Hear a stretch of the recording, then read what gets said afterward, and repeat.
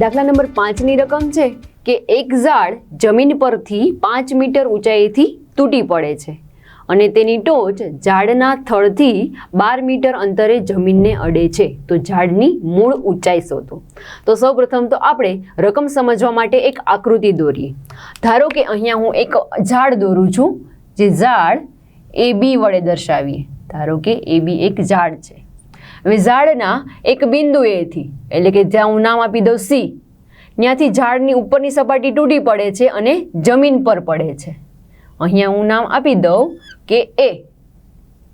અહીંયા ઝાડની ઊંચાઈ કેટલી હતી? તો કે 5 મીટર.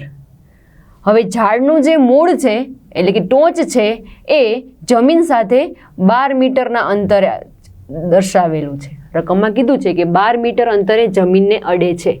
તો અહીંયા જે ખૂણો બનશે જમીન સાથે ઝાડના થડ સાથેનો ખૂણો એ કાટખૂણો હશે. તો અહીં આપણે ઝાડની મૂળ ઊંચાઈ એટલે કે AB શોધવાની છે. તો સૌપ્રથમ તો લખીએ કે અહીં AB ઝાડ છે, જે C બિંદુ એથી તૂટી પડતા, જે લખીએ કે C બિંદુ એથી તૂટી પડે છે, જે જમીન સાથે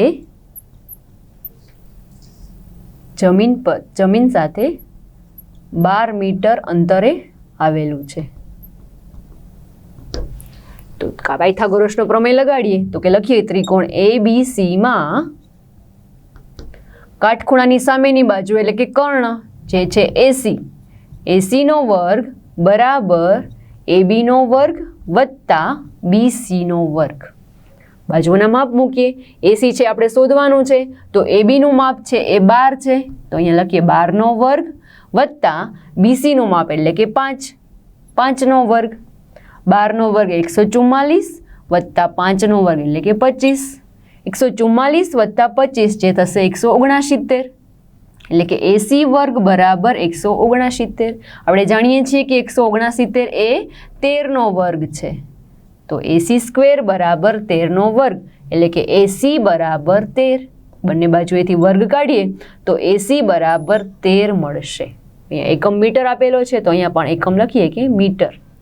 તો હવે આપણે શોધવાનું છે ઝાડની મૂળ ઊંચાઈ એટલે કે AB. જોઈ શકાય છે કે AB એટલે AC અને BC નો સરવાળો છે. તો હવે લખીએ કે હવે ઝાડની મૂળ ઊંચાઈ એટલે કે AB બરાબર AC વત્તા BC. AC નું માપ આપણે શોધેલું છે એ 13 તથા BC નું માપ આકૃતિમાં દર્શાવેલું છે 5. 13 વત્તા 5 એટલે કે 18 મીટર. ઝાડની મૂળ ઊંચાઈ છે એ 18 મીટર જેટલી